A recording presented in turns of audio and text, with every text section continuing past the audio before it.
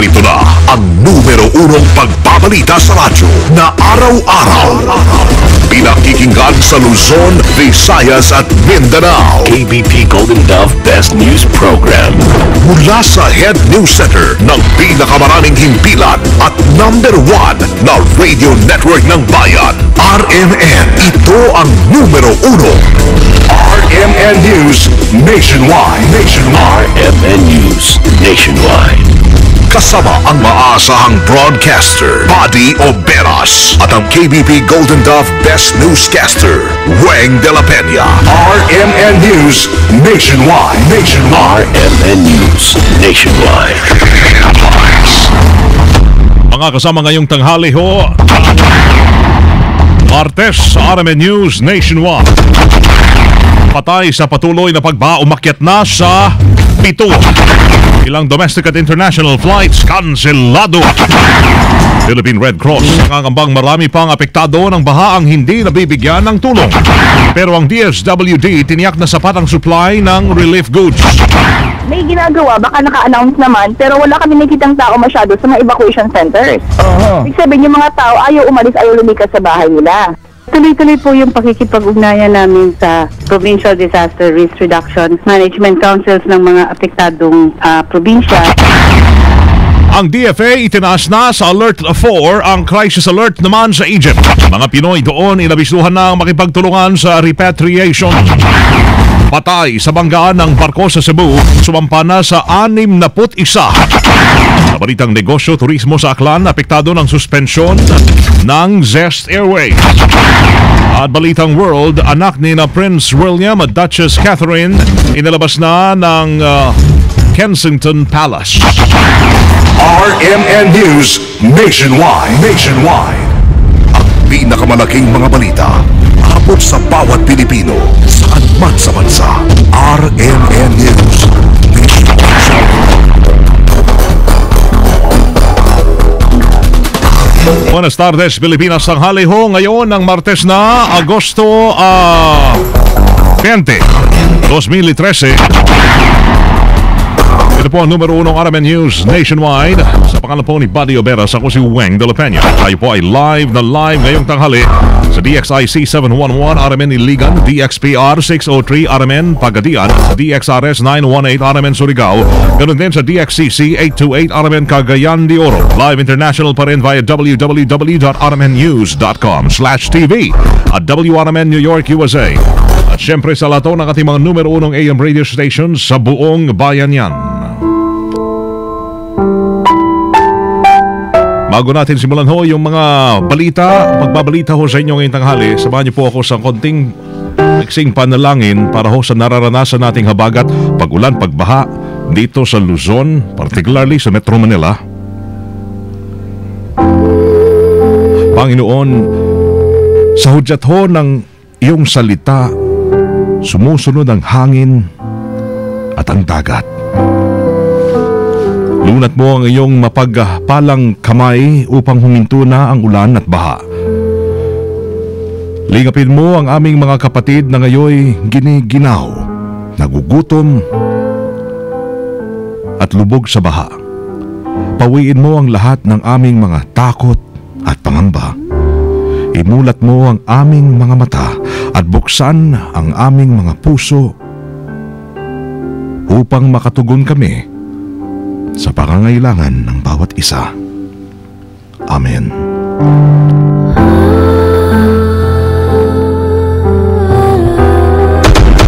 Buong bansang ng boses ng balita. RMN News Nationwide.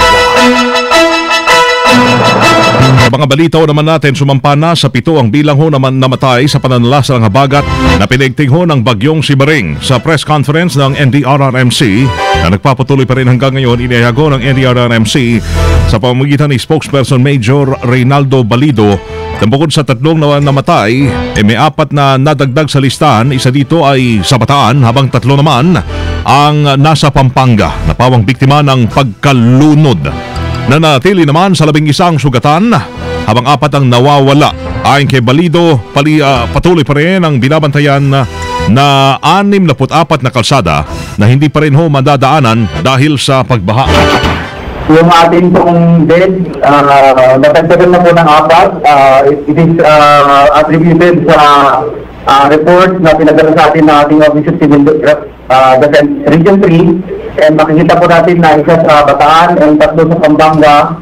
Lahat po ito ay biktima ng pagkalunod. Nananatili naman yung ating injured sa 11 and yung ating 4 sa missing. Mayroon po tayong nabantayan 64 roads in Region 3, 4A, 4B, NCR na hindi pa pwedeng madaanan to different types of vehicles dahil sa pagbabaha. And merong isang tulay sa Mountain Province na hindi rin po madaanan nasira na pagbabaha. At patuloy ho ang koordinasyon ng mga ahensya ng gobyerno para maabot ang tulong sa mga kababayang apektado ho ng habagat na ito ni Dalaho ni Maring. Bilang ng mga evacuees naman patuloy na nadadagdagan. Kasama natin sa Balita Live si Angel Ronquillo ngayong tanghali. RMN Report. Angel. Patuloy nga na nadagdagan ang bilang ng mga inililikas na residente sa lungsod ng Maynila. Busod pa rin ng pagbaha dulot ng habagat na pinilakas ang bagyong Maring. Ayon kay Johnny Yu, ang OIC ng Manila Disaster and Risk Reduction Management Council, puno na kasi ang evacuation center sa Baseco dahil sa dami ng mga residente na kanilang inilikas kung kaya't dadalhin ang iba pang inilikas sa Aquino High School. Tinatayang nasa 243 na pamilya ang kanilang inilikas mula sa Baseco, Tondo, habang 150 pamilya naman ang inilikas sa sitio Damayan, Hapilan, Tondo at pansamantala munang nanunuluyan sa Barangay 105 Covered Court. Ang mga inilikas sa pamilya ay persahan nilang pinaalis sa kanilang tahanan na karamihan ay mula sa Siriwal ng Manila Bay dahil na rin sa laki ng hampas ng alon. Sinabi pa nito na patuloy ding lumulobo ang bilang ng mga inililikas sa residente na nagkakanlo ngayon sa Parona Covered Court at Dalpan Sport Complex dahil na rin sa abot liig na ang tubig baha sa mga nabanggit na lugar. Kasama mo sa lungsod ng Maynila pa sa DZX 558, Angel Ronquillo, Tatak, RMN. Nasaglit tayo sa ginagawang briefing pa rin ng NDRRMC mismo sa kanilang headquarters. Andun din si kasamang live ngayon si Rhea Momogay. Rhea, kumusta na ho dyan? RMN Report. Rhea? Nagpapatuloy pa rin niya itong isinasagawang National Council meeting dito sa punong himpilan ng NDRRMC kung saan ilan sa napakahalagang napag-usapan dito ay ang pagpapatupad na nga ng mandatory evacuation sa mga residenteng apektado ng pagbaha sa Kalakhang, Maynila dulot pa rin niya ng bagyong Maring at habagat. Partikular na nakasentro ang direktibang ito sa mga residente sa Cavite, Laguna, Pasay at Manila kung saan mataas na itong tubig baha. Kaugnito tiniyak naman ng DSWD na nagpapatuloy ang pamamahagi nila ng mga relief goods sa mga evacuation center kung saan aabot na sa 9,153 ang mga pamilyang apektado. Karamihan sa mga ito ay mula sa lalawigan ng Cavite. Ayon naman kay DSWD Secretary Dinky Suliman, aabot na sa 4.4 million pesos ang kanilang nailabas para sa nagpapatuloy na relief operation habang ongoing pa rin yung kanilang isinasagawang repacking at nagkakaroon din ng emergency purchase. Kinumpirma naman ni DILG Secretary Maruhas na nagpakalat na ng truck ang PNP habang ganun din ang ginawa ng AFP. Ito upang matulungan pa rin yung mga stranded na pasahero. Sa update naman ng NDRRMC, 7 na ang kumpirmadong patay. Isa dito ay mula sa Cordillera Administrative Region, 4 mula sa Region 3 at 2 naman ay mula sa Region 4A. 11 naman ang naitatalang sugatan habang 4 katao pa ang missing. Kasama mo sa NDRRMC Headquarters, Rhea Mamogay, Tatak, RMN. Radyo mo nationwide. Dahil sa pagbuhos pa rin ang malakas na ulan, kanselado na maraming domestic at international flights ngayong araw. Ayon ho kay NAIA General Manager Jose Angel Honrado, hindi na pinahintulutang makabiyahe pa ang Sea Air flights papuntang Bacolod, Cebu at Iloilo. Kanselado na rin ang lahat ng domestic at international flights ng Philippine Airlines. At kaninang umaga, tutukuyin pa rin kung patutuloyin yung mga afternoon flights. May report na dagdag ho tayo mula ho sa NAIA si kasamang Joyce Adra kung ano pa yung mga flights na kanselado ngayong oras na ito. RMN Report. Joyce Adra live, Joyce. Yasa kasamang weng, umaabot na sa 6 na po itong international at domestic flights na kanselado ngayong araw dahil sa masamang panahon sa Metro Manila at mga karatig na lalawigan. Sa Cebu Pacific, 30 domestic flights ang kanselado na at ito ay ang patungo ng Butuan, Cagayan de Oro, Zamboanga, Calibo, Davao, Tuguegarao, Rojas, Legazpi, Tacloban, General Santos, Katiklan, Naga at ang pabalik ng Manila mula sa naturang mga lugar. Ang mga kanselado namang flights ng Philippine Airlines ay patungo ng Peking, Kuala Lumpur, Singapore, Shanghai, Pudong, Hong Kong, Bangkok at ang return flights going to Manila. Kanselado din ang flights ng Philippine Airlines patungo ng Cebu at Davao at pabalik ng Maynila. Kanselado rin ang flights ng Sea Air patungo ng Cebu, Bacolod, Iloilo at pabalik ng Maynila. Kasama mo sa Naiya Joyce Adra, Tatak RMN. Nationwide. Nangangambaho ngayon ang Philippine Red Cross dahil marami sa ating mga kababayan ang hindi pa rin nagsisilikas, partikular yung mga naninirahan malapit sa ilog. Sa interview ng RMN kay Gwendolyn Pang, ng Secretary General ng Red Cross, sinabi nito na nakakatakot ang posibilidad na dumami yung mga casualties kapag nag-high tide na ang ilog, lalo't nasa red alert na ang ilang dam sa Metro Manila. At kakapasok lamang, umapaw na po ang La Mesa Dam sa oras na ito. Antabayanan yung kabuong detalye niyang sa ilang sandali ho lamang. Ayon pa kay Secretary General Pang, sa kanilang pag-iikot sa mga evacuation center, nakita nilang kakaunti lamang yung mga residenteng nagsilika sa kanilang mga tirahan. Nakakatakot po. Example, mamayang mga high tide na, tataas po yung tubig. May ginagawa, baka naka-announce naman, pero wala kami nakitang tao masyado sa mga evacuation centers. Ibig sabihin, yung mga tao ayaw umalis, ayaw lumikas sa bahay nila. Magkakaroon tataas po yung tubig, yung mga dam natin nasa red alert ng iba, yung station na Mesa Dam, nasa red alert na yung sa Tuliahan. Very important po yan, maka-evacuate sila. Nagpa-check po ako ng evacuation centers kanina, kukunti na yung mga tao, mga 4 na pamilya, 50 pamilya. Nakakabahala po yan dahil pag tumaas po lubusan ng tubig, mahihirapan na po silang umalis ng bahay nila. Sa panig naman ng Red Cross, tiniyak ni Pang na nakahanda silang tugunan ang lahat ng pangangailangan ng mga residenteng nagsilikas at nagnanais na lumikas. Tiniyak ngayon ng DSWD na may sapat silang stock goods na maibibigay ho sa mga apektado ngayon sa mga pagbaha na yan sa NCR at mga karatig lalawigan. Sa interview ng RMN kay DSWD Secretary Dinky Soliman, tiniyak nito na kanilang tinututukan at binibigyan ho ng tulong ang may 125,000 na mga pamilya o 600 na mga tao yan na apektado ng habagat. 600,000 yan. Ayon pa kay Soliman, may 179 na evacuation center sila sa buong NCR at kalapit na lalawigan kung saan nananatili ang may 9,000 mahigit na mga pamilya o katumbasyan ng 41,000 na mga individual. Tuloy-tuloy po yung pakikipag-ugnayan namin sa Provincial Disaster Risk Reduction Management Councils ng mga apektadong probinsya. Sa ngayon ho, meron na tayong 125,024 families or 601,000 plus na mga individuals na apektado po.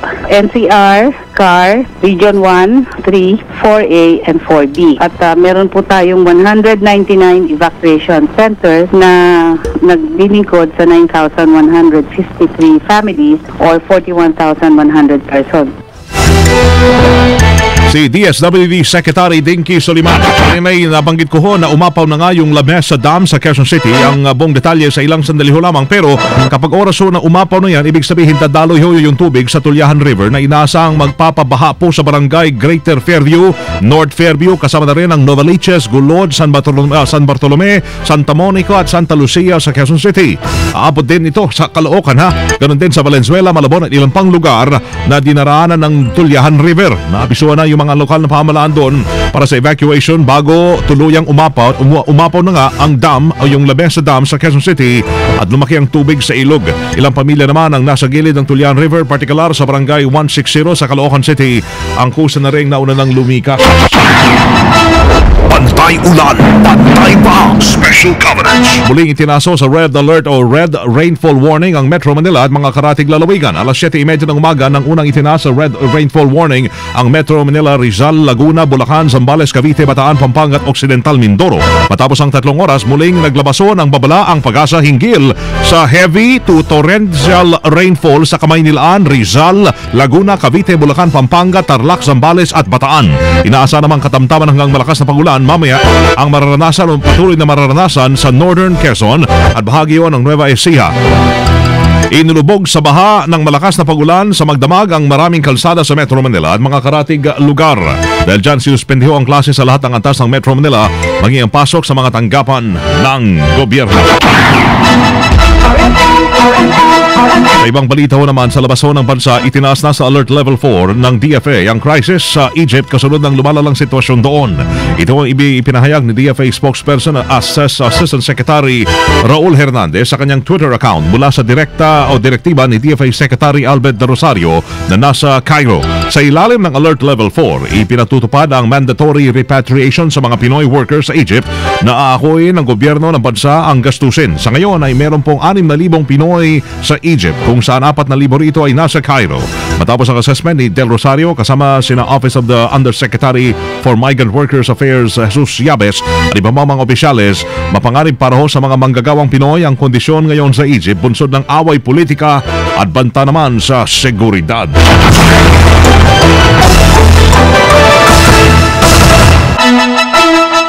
Doon naman ho sa Cebu, pumalo na sa 61 ang patay habang nasa 59 ang nawawala pa sa paglubog ho ng barko doon sa Cebu.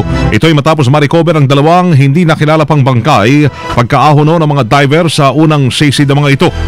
Bago ito ay 2 labilang bata at matanda ang nakuha sa dalampasigan at isla ng Cordova ngayong umaga lamang.